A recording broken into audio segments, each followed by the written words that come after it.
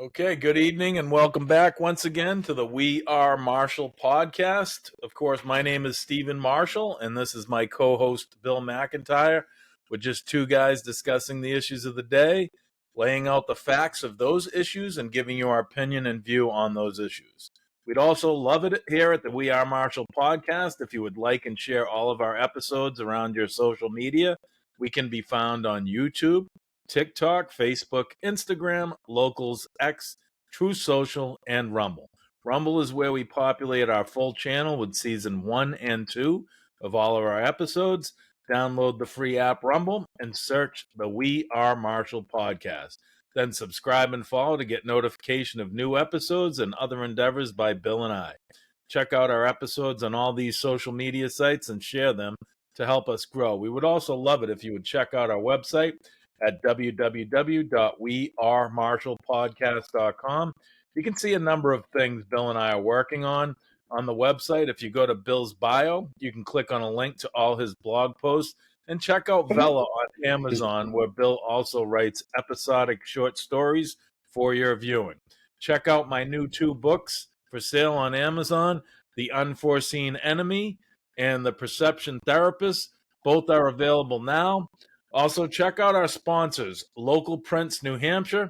You can go to our website again at www.wearemarshallpodcast.com and click on the link to Local Prints New Hampshire on the top left. They're a full-scale screen printing company in Hampstead, New Hampshire, and they are available for domestic and international printing. Go support them as they support us. Also, check out our large sponsor, MateConnector.com, a large dating website just like all the other big dating websites out there, with all the features that the big players have in the dating sphere, but Mate Connector is much more inexpensive than any of the other players in the dating market. If you have any questions or issues about this podcast or during the podcast, you can reach us both at the following emails. Bill can be reached at bill@wearemarshallpodcast.com, and I can be reached at steve@wearemarshallpodcast.com. We have a lot to cover as usual on every podcast, so we're going to jump right into the issues of the day. So the first one I have today, and we all know if you've been paying attention to the podcast, I'm all over China and have been from the beginning, and I will continue to maintain that stance because they are a scary player in the global market. So world is on the brink as Taiwan admits U.S. troops are now stationed on the Chinese border. So this is exactly what I was talking about, my friends, and this is a very important story for everyone to pay attention to. So Taiwan has officially confirmed the presence of U.S. troops stationed on its islands in the Taiwan Strait permanently, a development that could further escalate mounting tensions with China. The National Defense Authorization Act, NDAA, passed in 2023, facilitated the deployment of these troops to conduct training programs for Taiwanese frontline forces. The move comes as China continues to assert its disputed claim over Taiwan, viewing it as a renegade province despite never having ruled it. The heightened military activities by China in and around the Taiwan Strait have prompted Taiwan to bolster its defense capabilities. It comes after Secretary of State Antony Blinken this week issued an ironclad warning to China as tensions between the two nations rise. Closer to home, a new poll found Biden and Trump are neck and neck in the race to win the White House, and yesterday, Trump warned EU countries that NATO won't be protected if he's reelected unless they pay up and further signs of global tensions, which range from Ukraine and Russia to the escalating problems in the Middle East and the growing issues in Cuba and Haiti, where displaced citizens could flood into Florida, sparking a wild move from Governor DeSantis. In response to queries about the presence of the U.S. Army Green Special Forces, also known as Green Berets, Taiwanese Defense Chief Chiu Kuo-cheng said, "No matter the situation, there may be blind spots or shortcomings, so we need to communicate with our allies, whether it is a team, a group, or a country. We can learn from each other to see what strengths we have. This is a fixed thing." Former President Tsai Ing-wen had mentioned in 2021 occasional training sessions with U.S. instructors in 2021. but Chu's recent statement is the first official confirmation of the long-term nature of these activities. According to reports from Taiwan's United Daily News, UDN, U.S. Army Green Berets from the 1st Special Forces Group are now permanently stationed at bases of the 101st Amphibious Reconnaissance Battalion, a Taiwanese Army Special Operations Force located in outlying island counties of Penghu and Kinmen. Notably, Kinmen lies just over a mile from Chinese shores. Additionally, reports suggest an American military presence in the northeast city of Taoyuan on Taiwan's main island, with service members providing specialized training on drone equipment for Taiwan's elite airborne special service company. Both the U.S. Army and Chinese Foreign Ministry have yet to comment on these developments. The presence of U.S. troops in Taiwan marks a significant development in the region's geopolitical landscape. The U.S. officially withdrew its military presence from Taiwan in 1979, following the normalization of U.S.-China relations. However, under the 1979 Taiwan Relations Act, the U.S. remains committed to providing Taiwan with defensive weaponry and ensuring its security against coercion or aggression. While Taiwan has refrained from commenting on specific reports, it has reiterated that all foreign military exchanges adhere to an annual plan. Now, this is a good thing, I think. I don't think China has the gumption in them to actually attack Taiwan with U.S. troops on there. So to me, it's a good way to kind of curtail things. And if they do, then we know that they don't care about anything and we really need to ramp things up and do better. And are we prepared for this? My report coming up next, my next segment's going to show you exactly where we are with China things. And why do we want to protect Taiwan? As I've stated many times, they control the most advanced computer chips in the world. And all of our military craft, our airplanes, our tanks, our boats, and a number of other equipment that we utilize in military forcing has these chips, and we don't want them in China's hand. China is forbade from getting access to these chips. Now, if they do, their military will then go from being subpar to us to being equal, if not better. What do you think about that, Bill? Well, I like to think, maybe I've been watching too many episodes of Madam Secretary, but I like to think that situations like this are the ones that bring out a dialogue, okay? China may have thought that we didn't have, to use your brilliant word, gumption, to do what we are apparently doing. And it might lead to a conversation in which they realize that this is really not going to end well for anybody. And even when you have a victor, so to speak, in situations like this, there really are no winners. Okay. Now, if you just study the Cold War, mutually assured destruction is the only thing that keeps peace. And China has to understand that. I would imagine our allies also would be helping us in some way or form in the Taiwanese situation against China, because China is not having a lot of friends in the world right now. They're only friends with another axis of evil, if you will. So we have that situation. So that's my hope, okay, not knowing about the situation as well, only hearing about this for the first time today. But the other thing is that they could also thumb their nose. Yesterday, China attacked a Filipino vessel, a restocking vessel, in an area that's contested. It's well within Philippines' waterways, the protected waterways, and there was a ship that is basically shipwrecked on an island that China wants and disputes with Philippines over it. China accused the ship yesterday. It was clearly a cargo ship, a very small boat, not even about as big as a ferry. They were going to resupply the men on that boat, which the Chinese have considered it to be like a base, a military base, because it is essentially a battleship. And they fired on it with water cannons and destroyed the ship, injured 9 soldiers. I don't know if they killed anybody, but severely injured several people. And it's the second time in a month they've done that. So China is clearly being extremely aggressive. They're not to be taken lightly. All the warnings that you have given on this podcast, and to anybody that will listen to you, the time that I've known you, that's how long you've been on this. You've been proven to be continuously more right as time goes on, Steve. So the situation is something to watch. It's probably in its infancy. China hasn't even commented on it yet. To my knowledge, am I correct about that?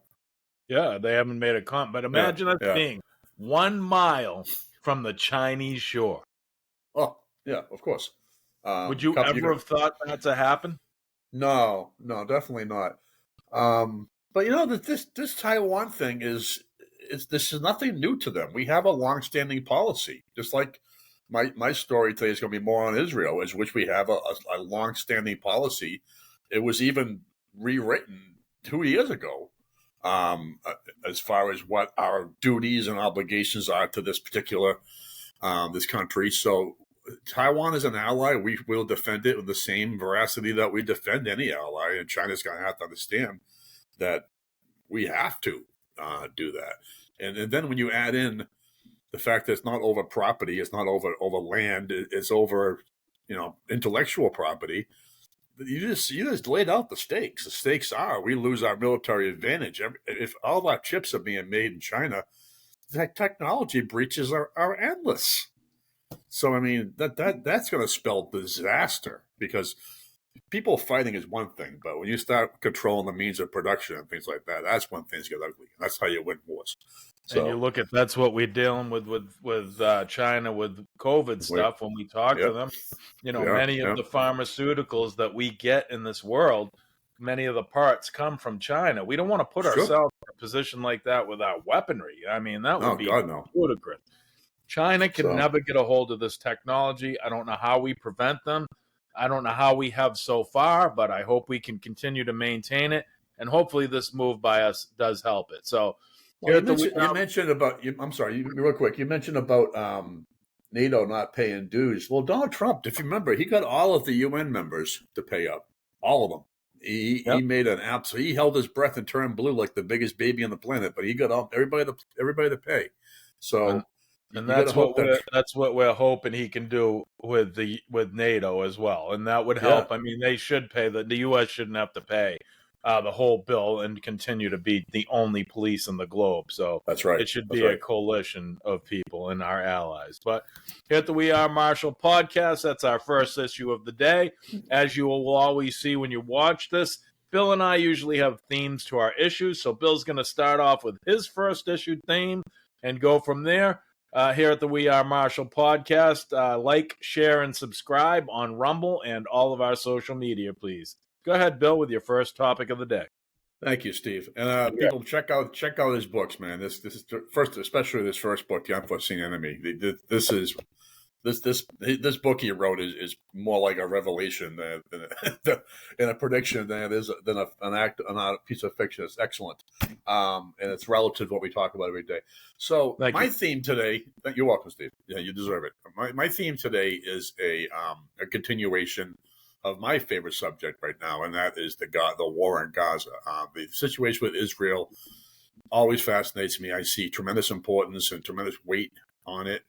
And now that the election's coming, there are a lot of dynamics are unfolding that are that have a lot to do with the Israel war. So having said that, this is basically a continuation of a story I did before, and then a new development. So if you remember, I hope you remember, I had covered in a recent podcast about the specter, if you will, of Israel raiding the town of Rafah. Absolutely. Rafah is a town. Yeah, Rafah is a town in Gaza. It is on the Egyptian border. And if you did not know this, Egypt, along with many other Arab countries, is not accepting Palestinian refugees. They've outright refused to accept one refugee. Afghanistan, when it was raided by the Soviets, millions of people fled to Pakistan. Pakistan never recovered from it, and everybody's learned from that. So Rafah is a small town that borders Egypt's population hovered around 200,000. But the wave of Palestinians seeking sanctuary from the Israeli attacks has caused the population to soar as high as 1.4 million people.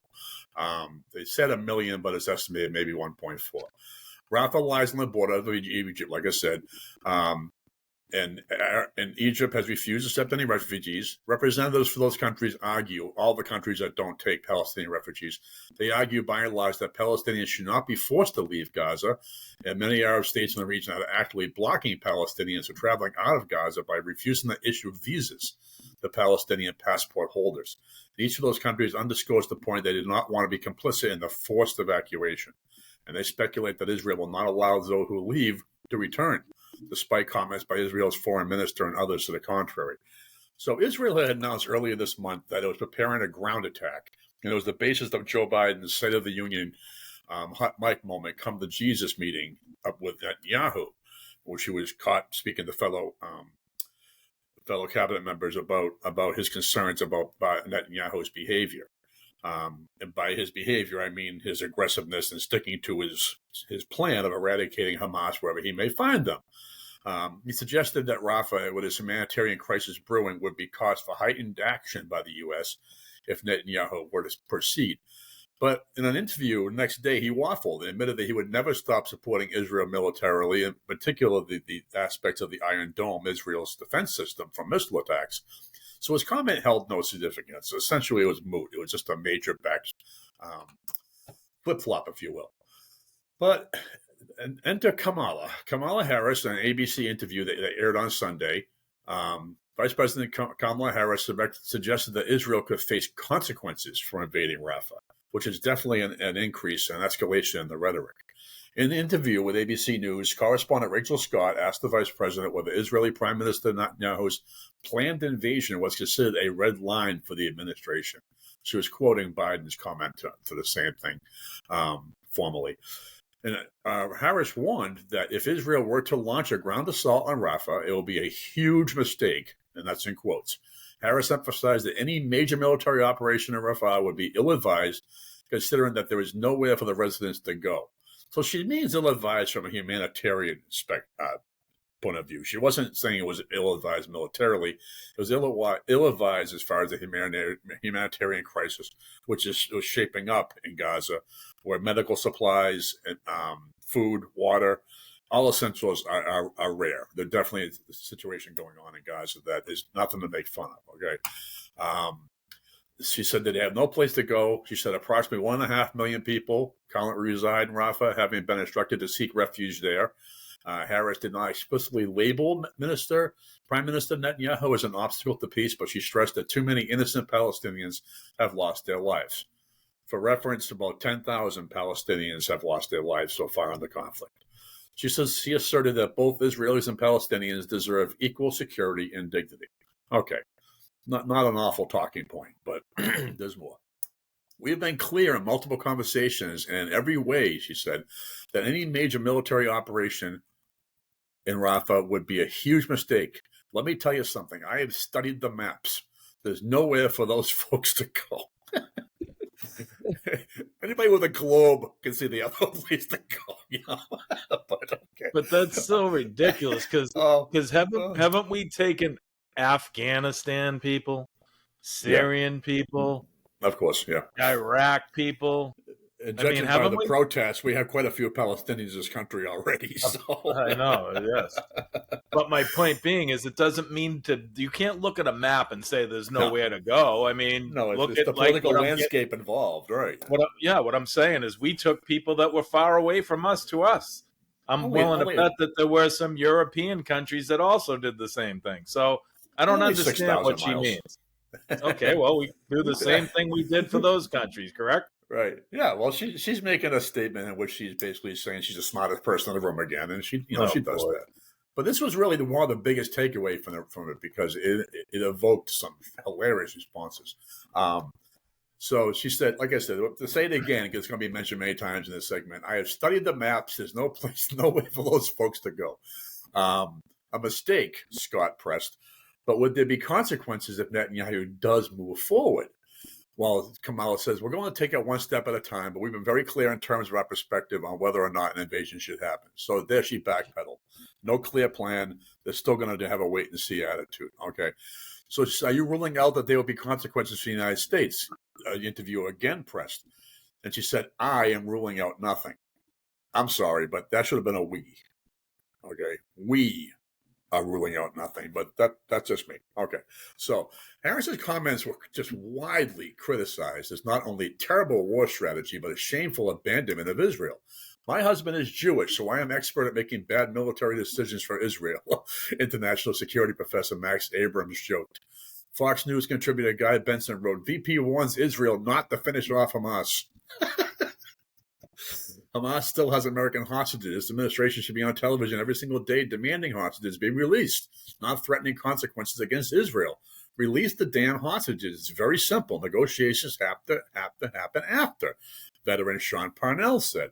Conservative commentator Steve Guest joked, don't kid yourself. Kamala Harris thinks this was a good answer.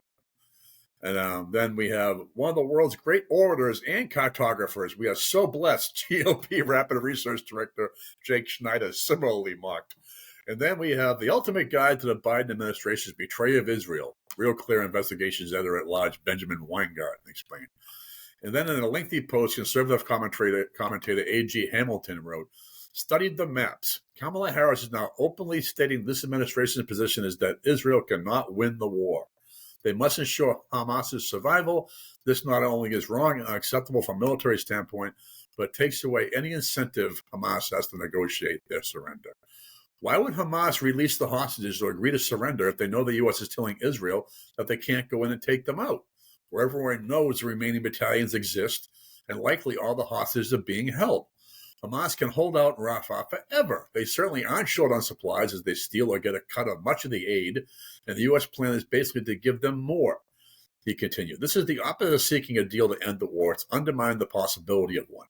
It's terrible military and negotiation strategy for an incompetent administration more concerned with appeasing an extremist element in their base for an upcoming election. I'll say that again. For an upcoming election than doing what is in the best interest of the country, our ally, and the Americans being held hostage. Shameful. Enter John Fetterman. They're eating their own all of a sudden. Fetterman, who was apparently feeling much better, and I'm actually not being sarcastic. He had a moment where he was not very lucid, but he's been apparently feeling much better lately, and he's been a surprising supporter of Israel. So John Fetterman, Democrat from Pennsylvania, lashed out at Kamala Harris for suggesting that the U.S. could impose consequences on Israel if the country moves forward with an invasion of Rafah.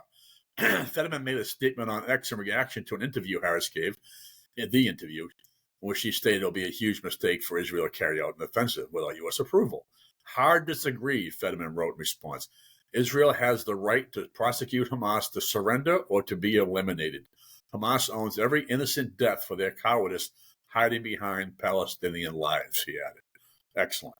So Harris's comments were soon echoed by French President Emmanuel Macron, who issued warnings echoing recent calls from other world leaders recently opposing an invasion of the city. In February, Australian Prime Minister Anthony Albanese, Canadian Prime Minister Justin Trudeau, now we're in trouble, and New Zealand's Prime Minister Christopher Luxon released a joint statement condemning the potential invasion. The leaders called for an immediate humanitarian ceasefire and warned that a Rafah invasion would have a devastating impact on the Palestinian people sheltering there.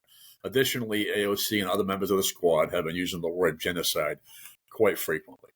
Okay, so Harris's comments came days after Netanyahu had vowed Israel would move forward with an invasion with or without U.S. support. However, Netanyahu has agreed to send an Israeli delegation to Washington this week to determine whether a compromise can be made regarding the situation in Rafah. Israel insists that it's the last remaining stronghold of Hamas, and the terrorist group forces there must be defeated for Israel to meet its war objectives. It now serves as shelter for, they believe, both terrorists and citizens, and they have to root them out. And the Biden administration has insisted that any plan for an invasion must include clear and robust protections for civilians, and they have yet to be satisfied with Israel's precautions. Well, we all know they really can't offer those, right? So Netanyahu said he told Secretary of State Antony Blinken that Israel is working on ways to evacuate civilians from combat zones and to address the humanitarian needs of Gaza. Nevertheless, he said an invasion of the city is imminent, and Israeli planes actually have already started bombing parts of Rafah. They started last Thursday. At least 31 people are dead, according to citizen residents, in strikes on 2 houses, numbers that could not be confirmed. Tanks also shelled some areas in the eastern part of the city, intensifying the residents' fear of an imminent ground assault. But Netanyahu remains steadfast, and he's maintained that going into the city is necessary to dismantle Hamas. And Israeli forces insist they can move civilians out of the battlegrounds and toward humanitarian islands. But the U.S., a major supporter of Israel's military, has sharply criticized the possibility of a large-scale incursion. And for all the talk, Washington hasn't taken much action.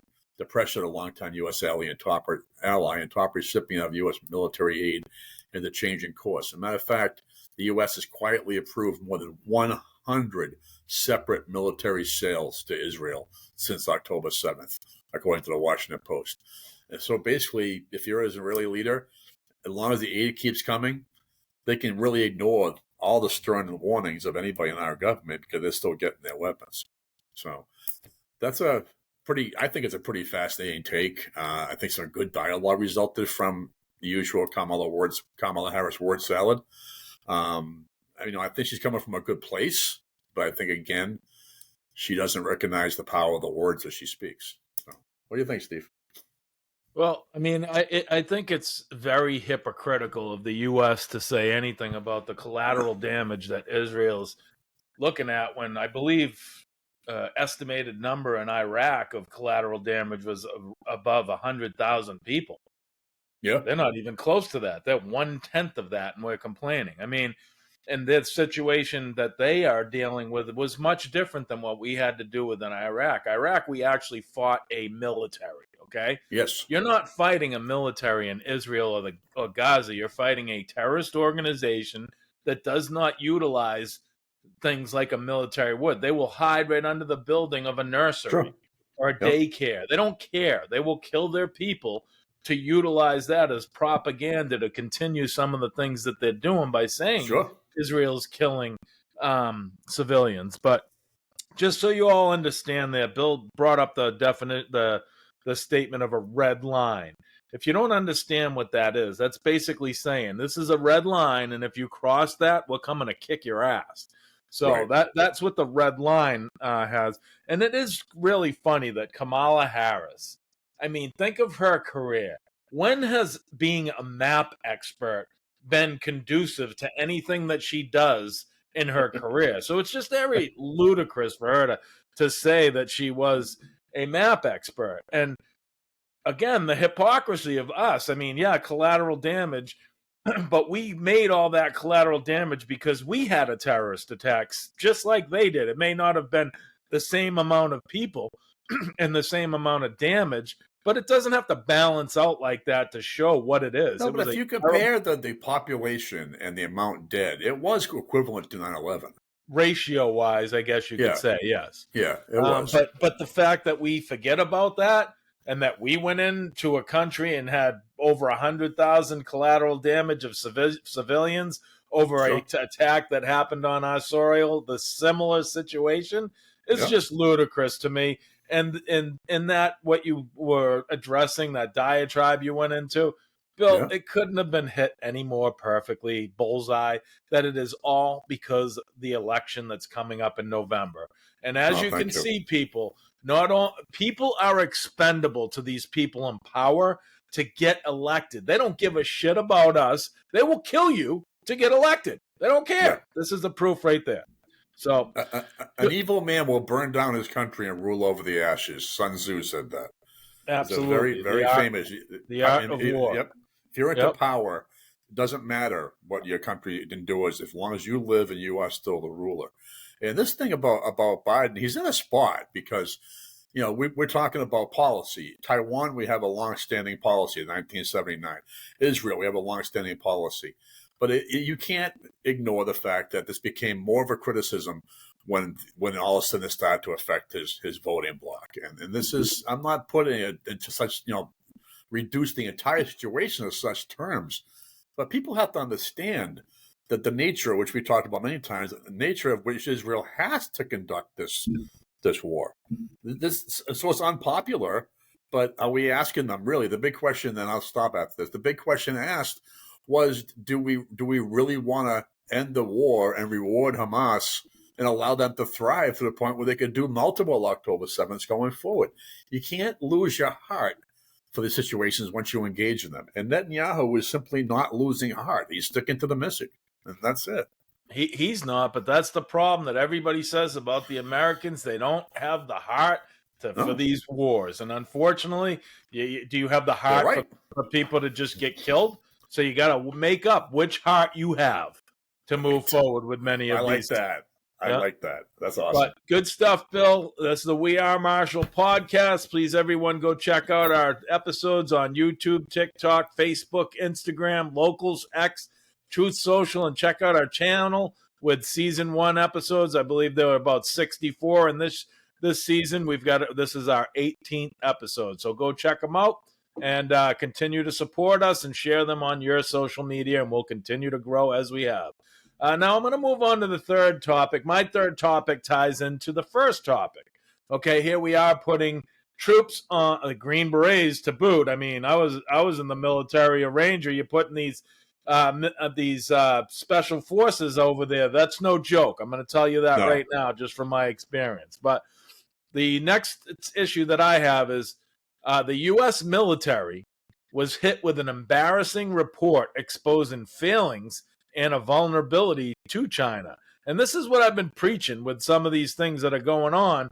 Are we ready for a country like China? So, an F minus grade, the lowest of the bunch, was embarrassingly given to the government for not providing sufficient and stable funding for new technologies.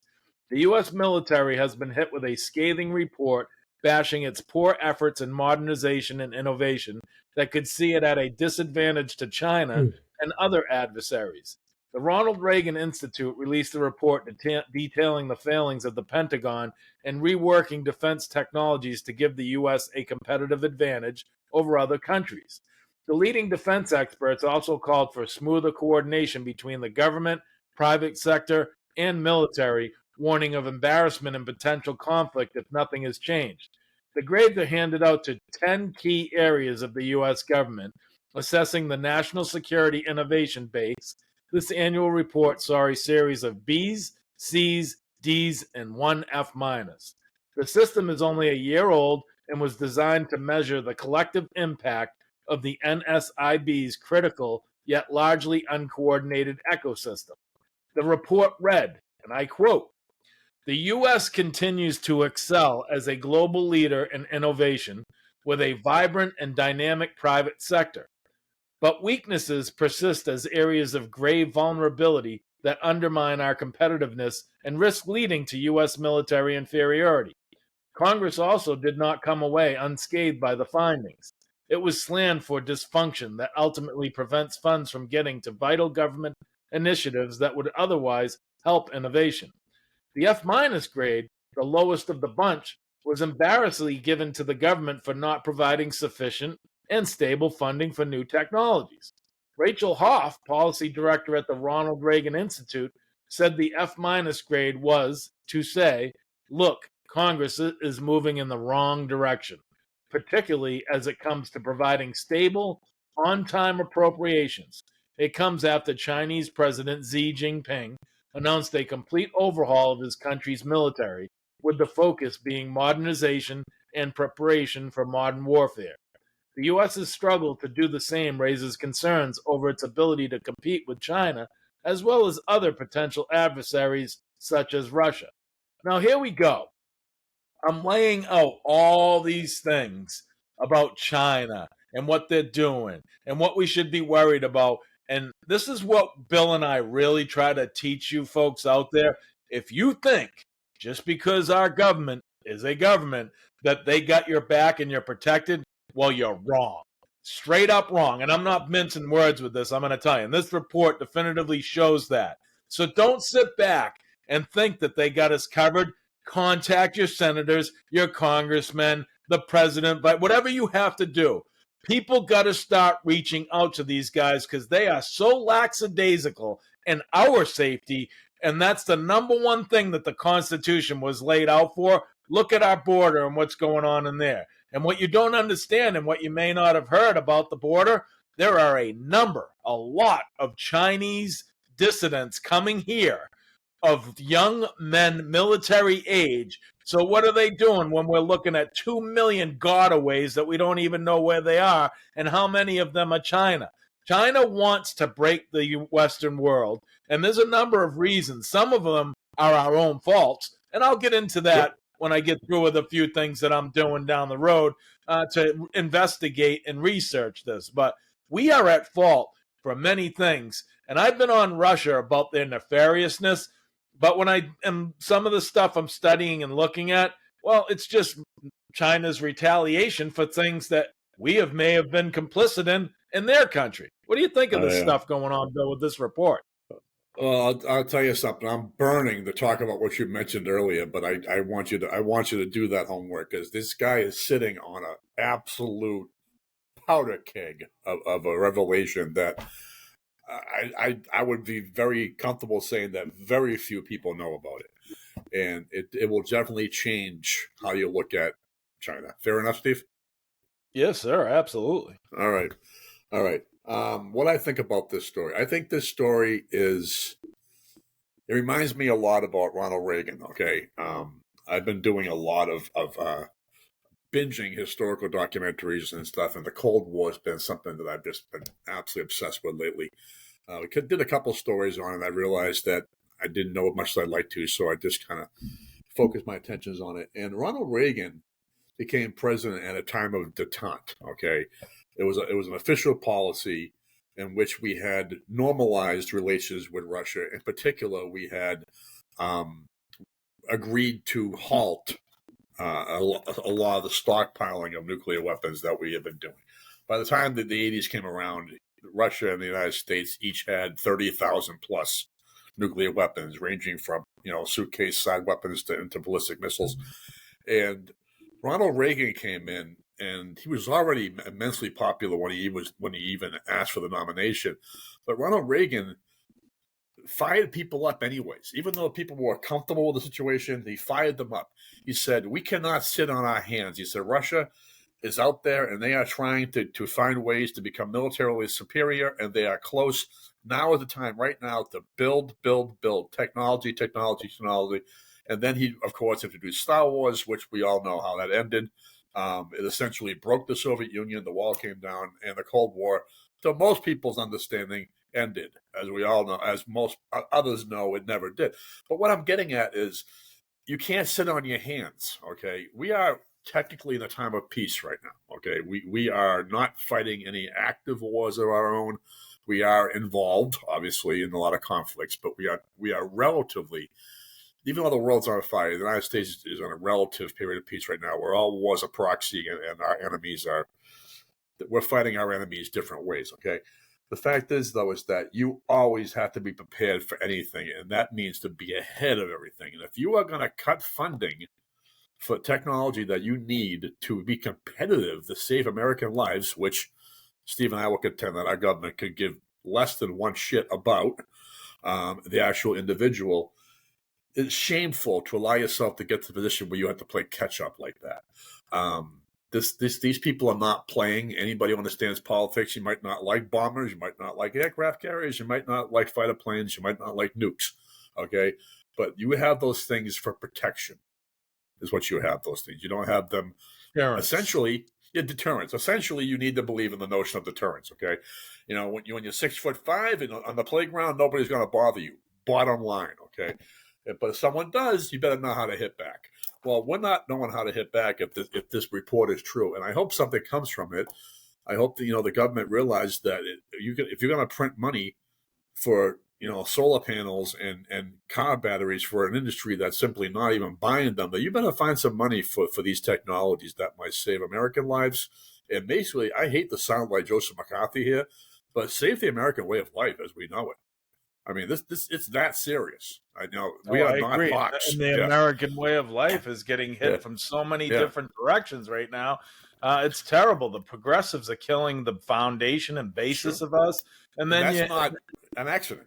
No, it's not an accident. And then you have countries like this. But the book that I'm reading right now, Bill, is it gets into the things. There's a report out there that I want to discuss with you offline that we will once I'm done. And it's basically a report that was written in China about doing things to the U.S. that weren't military actions. Right. and they banned this particular book that was written, but someone smuggled it out of China, and we have a copy of it. So it'll be very interesting to go over that Nice. when I get to it. Yeah. So that's where we are with China right now. I will continue to watch them and maintain my belief that they are the most dangerous and nefarious player and character in the globe.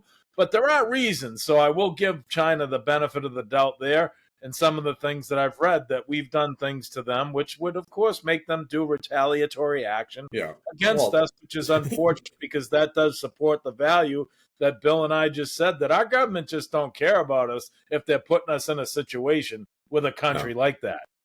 no. Our country has done some things. Okay, anybody who doesn't recognize the imperialism and the colonialism and in particular what our covert services have done over the years in the name of the American way, we are not innocent. We have done things, Yeah. and this is what maybe it's one of those moments where how's it go? The hens come home to roost, whatever, something like that. I mean, the fact is that everything has a price, and this is the kind of where I'm going with the China thing. There's more to the picture, and like I said, I want Steve to drop it like a bombshell, and I hope it is when he does, because it's really interesting. But this stuff is it's all coming together, and people are going to have to decide what kind of life they want going forward, because we're being faced some bad choices. So Yep. So great pay piece, attention, Steve. people. We're just trying to talk to you and show you what we're seeing out there. Where if you watch the mainstream media, one thing I've learned about our podcast, if you really watch the mainstream media, there'll be a number of stories on here that they never Oh, cover. But there'll how many also be times we're talking about this? It's yeah, but then unbelievable. there'll also be a number of stories that they play a couple of days after our podcast. So Yeah. sometimes they don't even cover our issues, which is crazy because they No. are important. But that's good. We tied China in. Now we're going to let Bill go to his next topic in the We Are Marshall podcast. Please like, share, and subscribe. If you have any questions or issues, you can reach Bill at wearemarshallpodcast.com. And you can reach myself at Steve at wearemarshallpodcast.com. Bill's going to tie his first topic together with his second one here. Here we go, Bill. What do you got? I want to talk more about Israel. I want to talk about a current situation that I alluded to in my first segment, Steve, and that is, just say we have a shift in policy. Just say that Biden, never mind right or wrong, maybe it's the right thing to do. Let's say that, for the sake of this conversation, we make the correct decision. Okay, I'm not. That's not my stance. But let's just say, for the sake of conversation, that the United States as a whole decides that the foreign policy is that we don't stand for the way Israel is conducting their war against Hamas and its effect on the Palestinian citizens. Okay, so obviously we are not doing the fighting, but it is our weapons that are being used. Right. Okay. And that is not a secret, okay? So that you have to know that. I mean, when we're in the Cold War, the challenge is fighting with weapons that don't have our name on it, because that's an actual war. This is different. Everybody knows where our weapons are coming from. And half the world, and particularly the Arab world, hates the United States because we support Israel. It's not a secret. If we didn't support Israel, we'd probably have a lot more friends in the world. But with friends like them, who are these enemies, right? So with regard to the decaying relationship between Israel, or Netanyahu in general, perhaps, and the U.S., the question that needs to be asked is as follows. This is my words, not anything I read off of an article. Should the U.S. feel the need to change policy and draw a red line, so to speak, what can we actually do to bring significant change in Israel's approach to the war? And for the record, I stand with Israel and the righteousness of their cause. But it's common knowledge and accepted policy that the U.S. and Israel are strong allies. We have been since their creation in 1948. What is not common knowledge is how much influence the U.S. can actually impose on Israeli policy. Now, you have a basically tit for tat in which Israel, they buy a lot of weapons from us. We gift them a lot of weapons, and we give them approximately $4 billion a year in aid. And we have been giving them billions since 1948 for aid, for protection. And the thing is that people think that we're powerless to tell them what to do. And that's actually not the case, okay? We have several times, and I'm going to break them down, imposed in different ways, if you will, means to slow them down or to express our distaste. But generally speaking, Joe Biden is being asked to do something he does not have the authority to do. He's being called upon by people who are threatening him with not voting for him or supporting or endorsing or donating to his campaign. They're basically saying that Joe has the right to tell Israel what to do. He doesn't. We don't. They are a sovereign nation. And when we talk about Israel, we have to understand that. The U.S. can't do anything about it, with the possible exception of not making weapons anymore. And that flies directly in the face of our policy with Israel. Okay. Israel actually makes a lot of weapons themselves, and they export weapons. They're very profitable in that. Thing is, though, is that the misconception is that Joe Biden can just tell Israel, "Hey, you know what? Knock it off. I don't like what you're doing." We can't. They are a sovereign nation, and Benjamin Netanyahu is the prime minister of his country, and he is in charge. And we either like that or we don't. But if we don't like it, what are we going to do about it? So that's what I want to talk about. So, like I said, people think we're powerless, and as the patience for the cottage humanitarian crisis wanes, as well as Joe's election prospects, what are our options? So the most dramatic step the administration has taken so far to exert some leverage since the beginning of this individual conflict has been to slap sanctions on Israeli settlers accused of violence in the West Bank. I wasn't aware of this. But if Israeli settlers are doing any kind of independent vigilante justice or violence against Palestinians, we have been fining Israel, okay, including some new measures announced just this week. It's a significant step beyond efforts the U.S. has taken on settler violence in the past, and one that have reached far-right politicians within Israel's government, but still somewhat tangential to the ongoing war in Gaza, okay? But we have flexed some muscle there, okay? But it's a very small act. All this has left the U.S. in the bizarre and probably untenable situation of attempting to organize a costly and risky military operation to deliver aid to people under siege by one of its own closest allies. So we would be undermining an ally of ours to give relief to the people that they are, well, for lack of a better word, subjugating right now. And with U.S.-made arms, this situation is very complex. But lately, there have been some tentative signs that a shift may be underway. Is exemplified by both Biden's first and Harris's red line comments, signs that we may have left open the possibility of restricting the use of U.S. supplied weapons in Gaza. So after doing some digging, I found a nice article detailing 4 ways in which the U.S. can exert influence on the means in which the war is being conducted. So in other words, have a say. So since the attacks on Rafah have begun, it appears that Netanyahu is steadfast in going forward with the invasion. These 4 things may be able to, and I'm not saying we should do these things, but if we were to do it, this is how you could do it. All right, so I'm just going to leave it out there as a generic. One is conditioning military aid. Most of the increasingly heated debate in the U.S. over support for Israel understandably resolves around the nearly $4 billion per year in military aid that Washington sends Israel. Well, back in January, the Senate overwhelmingly rejected a bill from Senator Bernie Sanders. He's an independent now. I don't know if you knew that, Steve. I did. Okay, good. That would cut off military aid to Israel if it were found to be committing human rights violations. Now, this is actually something that Bernie tapped into. He tapped into an actual existing policy. Well, even though lately there's been growing support for some form of aid conditioning, not just from the left, but from centrist voices like Chris Coons of Delaware, a very staunch supporter of Israel. And Biden's red line comment suggested the president, who a few months ago pledged not to do a damn thing to limit military aid to Israel. This is after he made his come to Jesus comment, by the way, may be reconsidering.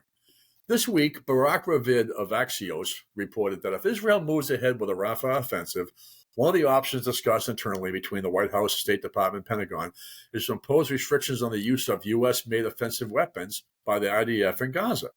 In his MSNBC interview, Biden made clear that he was not considering a full halt in arms deliveries and that there were no circumstances under which the U.S. would stop sending ammunition for the Iron Dome defense system that intercepts rockets. But then, as Vox's Nicole Nerea reported in December, the U.S. has laws on the book requiring recipients of military aid, U.S. military aid, to be vetted for human rights violations. But critics say those laws have not historically been applied to Israel. A recent high-profile example of conditioning military aid is Ukraine, which has pledged at Washington's request that they will not use American-supplied weapons to strike targets within Russia, because that would create a direct U.S.-Russia conflict. While the U.S. has placed some restrictions on arms transfers to Israel in the past. In the 80s, the Reagan administration delayed deliveries of U.S. F-16 fighter jets, much to their disapproval and annoyance, to show disapproval of Israel's bombing of Beirut, among other actions. In 2014, the Obama administration delayed deliveries of Hellfire missiles to Israel during a previous round of fighting in Gaza. Such a move would hurt. While Israel is fairly self-sufficient in terms of high-end weapons, is actually one of the world's leading weapons exporters, it relies on imports for most of its artillery ammunition and aerial bombs. It would probably form a force of change in strategy. Israel's already cut back somewhat on its use of air power since the early days of the war due to global ammunition shortages. But we've already learned that Israel would simply just use larger weapons, which would just cause more damage and destruction. And they also are stockpiling weapons for a potential conflict with Hezbollah on the Israel-Lebanon border, and that is heating up as well. So that's going to be another issue to deal with. Israel's also made significant investments in its domestic artillery production. But they, like I said, the larger weapons thing comes into play there.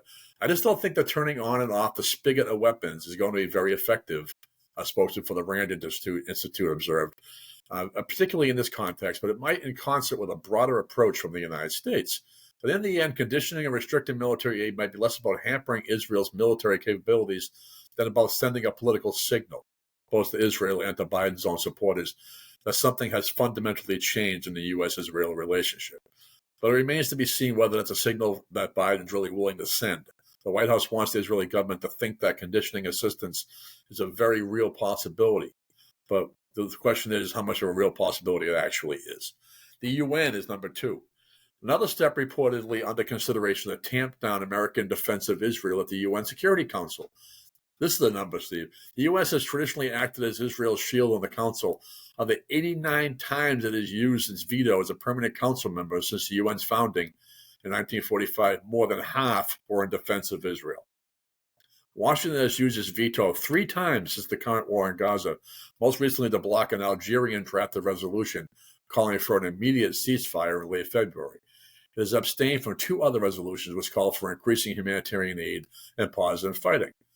The U.S. has reportedly been working on its own ceasefire resolution linked to hostages, though.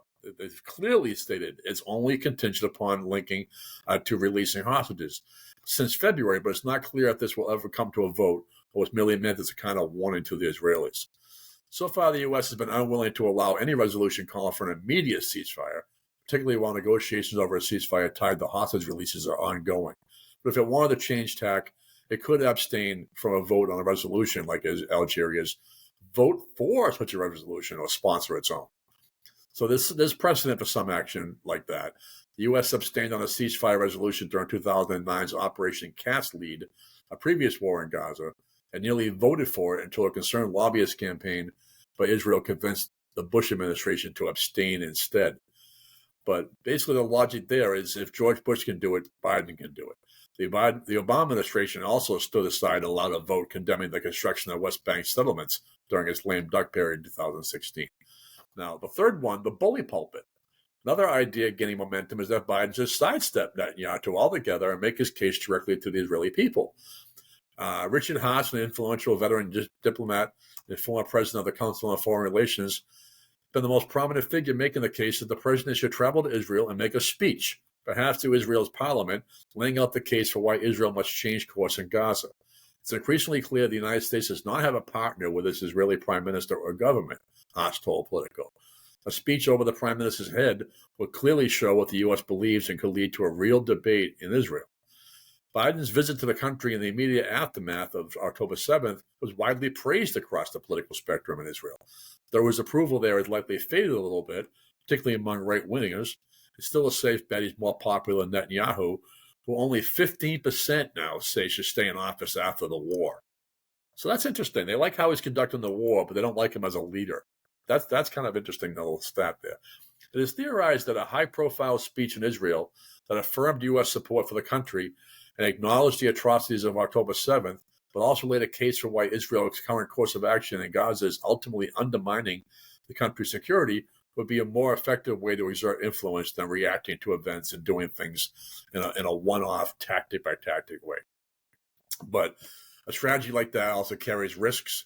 While Netanyahu may be personally unpopular due to a range of controversies that predate the war, something the White House underestimates is how the people in Israel support Netanyahu's goal of defeating Hamas come hell or high water. And if there's a perception that the U.S. is putting pressure on the Israeli government to stop the operation against Hamas, essentially challenging their right to survive before the government's ready and before the IDF is ready, that will backfire. And the last one is regime change. This sounds familiar, looking at Chuck Schumer's comments a couple weeks ago. One precedent both governments may have in mind is 1991, when President H.W. Bush controversially held up loan guarantees to Israel until it agreed to halt settlement building in the West Bank and Gaza and join a peace conference with the Palestinians. It may not have been Bush's intention, but the fight and the sense that all the important relationship of the U.S. is suffering, it damaged Yitzhak Shamir's standing and very likely contributed to his defeat by Yitzhak Rabin in the 1992 elections.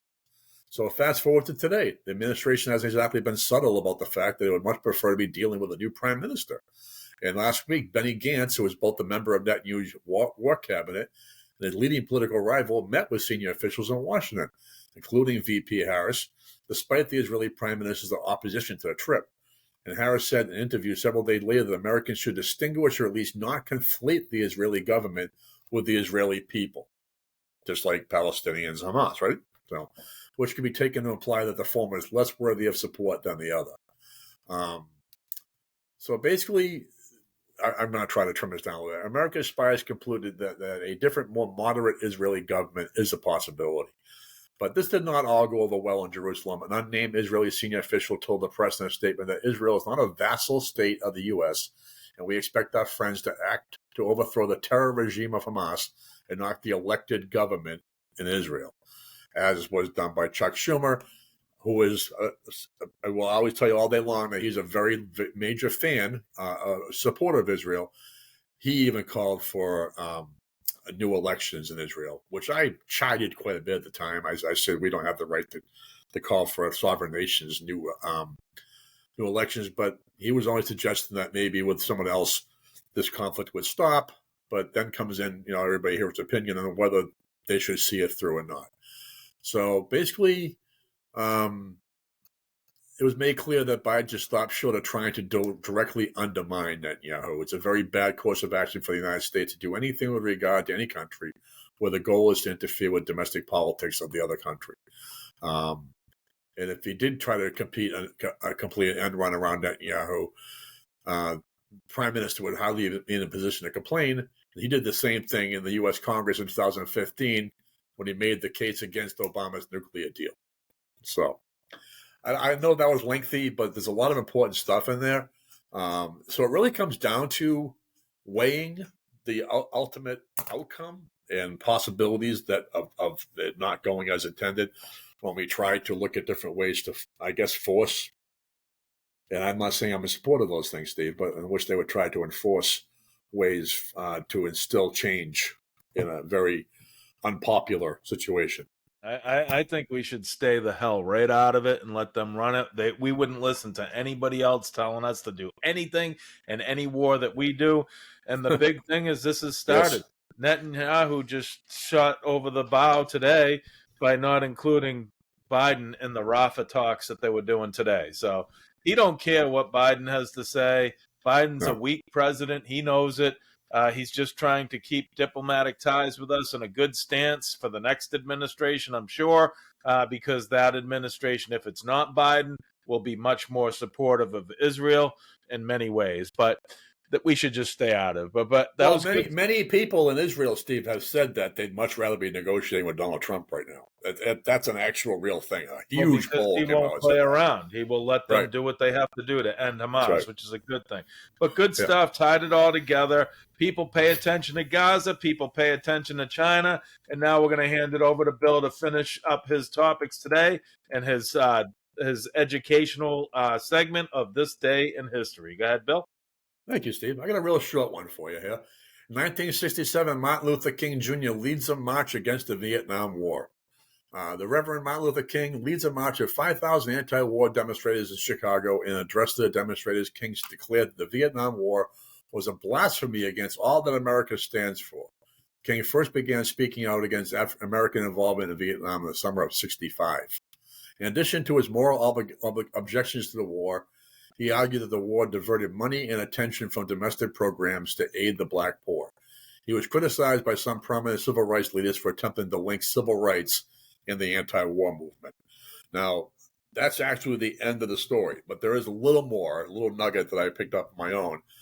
This was also brought on by the fact that Black Americans felt that black men were being sent to Vietnam disproportionately and treated as inferior citizens, and they were just basically sent over there because all of a sudden now the country that had largely rejected them and denied them everything, now they needed them to fight the war and die. And it was a very, very unpopular sentiment against Black Americans during the time. So, which is really why he got out there. But it was his first sign that Martin Luther King was pondering a presidential run. That's probably the most significant part of that story.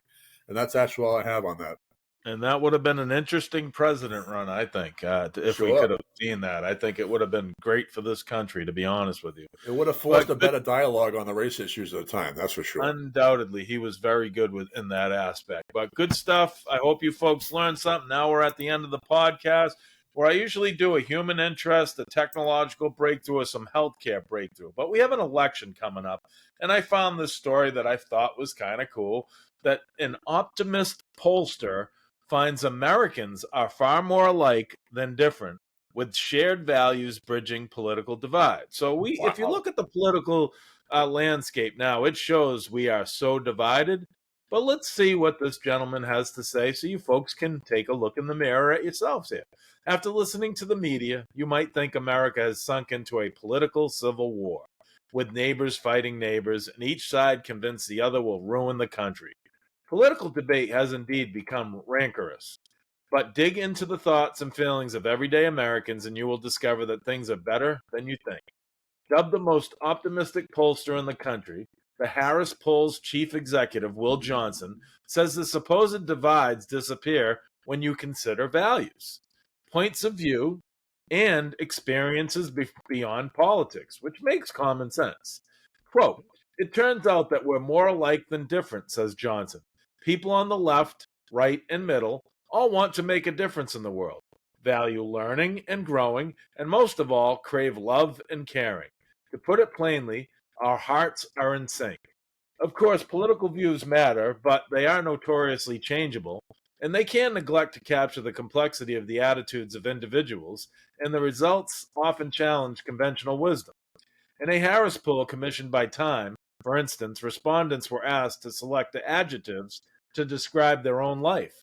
They picked hopeful and happy as the top two. Only in third place was negative feeling, frustrated. Johnson insists that his Harris poll data shows that Americans share many more values than they disagree on. Many enjoy having friends who hold different perspectives than theirs and understand that they want the same things for themselves and their families. And this is based on respondents who have been selected to reflect the U.S. population by gender, age, region, political affiliation, and economic status. Americans are more cheerful than headlines would suggest when asked about their relationships with each other. 76% see the good in those they disagree with. I would not be in that. 71% have a friend who doesn't share their views. 57% think the culture wars are overblown in terms of how important the issues of those debates are in daily life. 57% think most Americans get along with one another.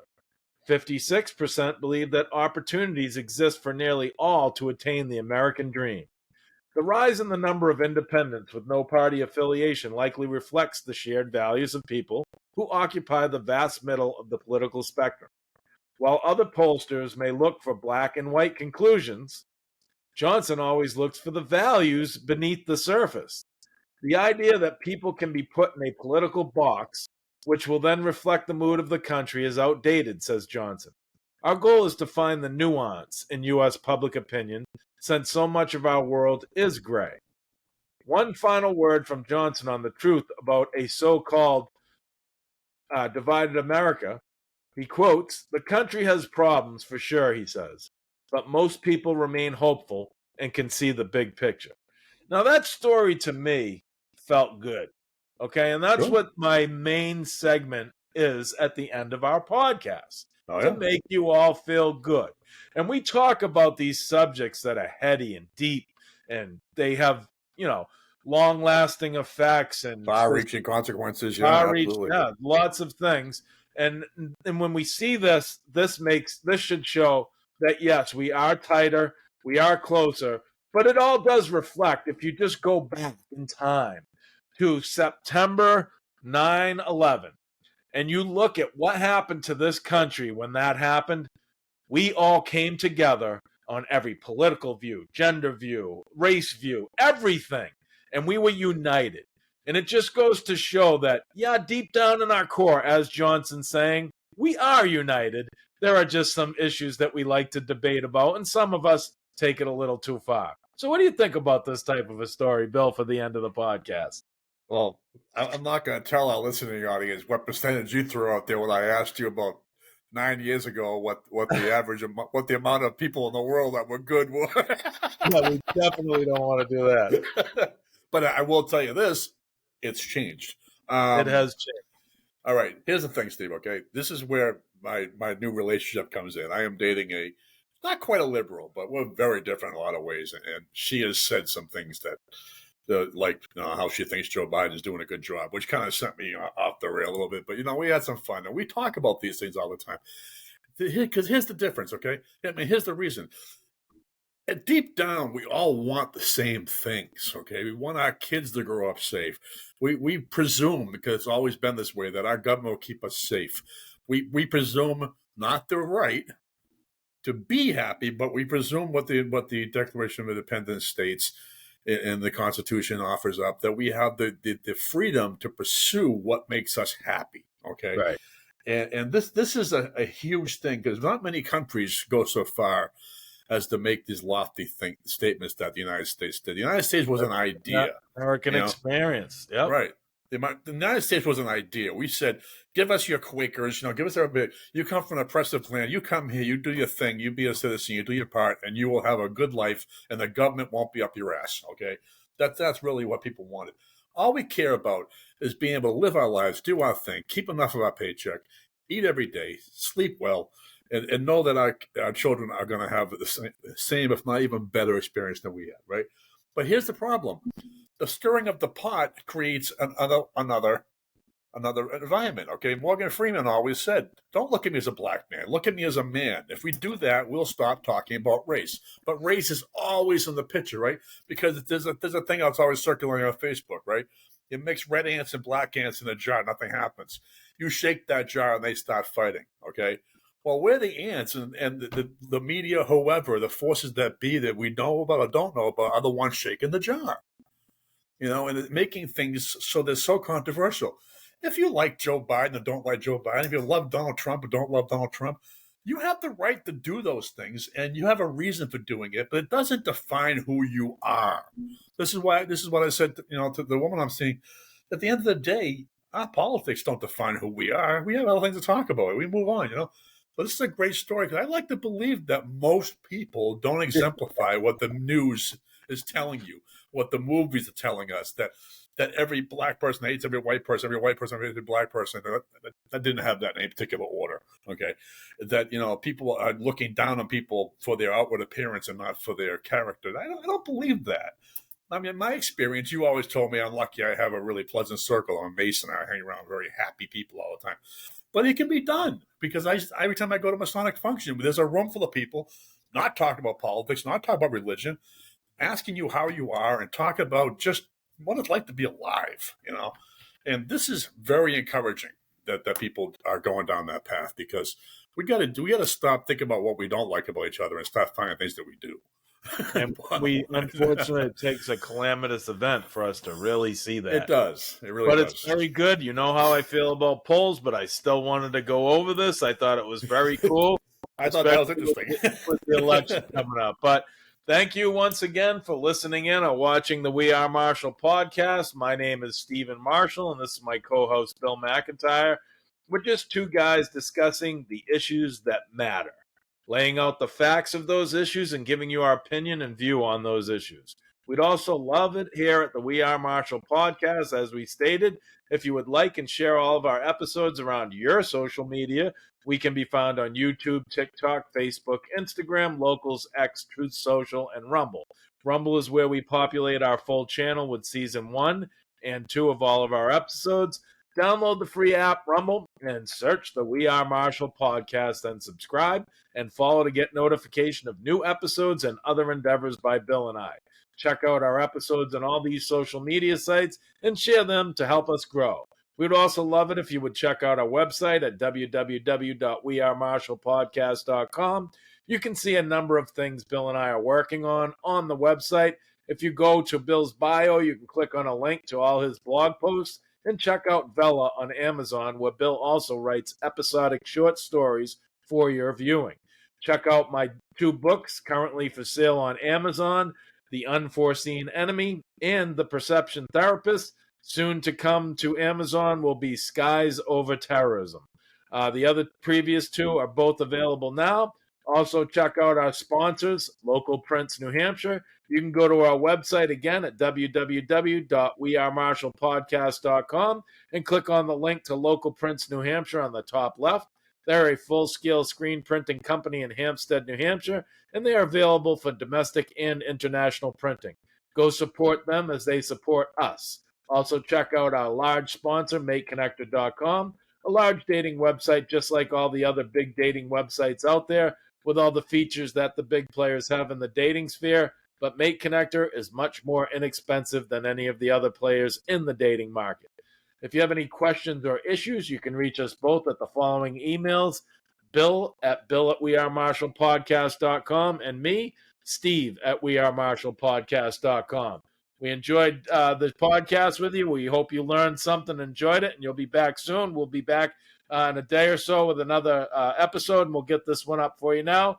Everyone have a good evening, and thank you for coming out to listen. We really appreciate the support, and we hope to get more from you. Thank you very much.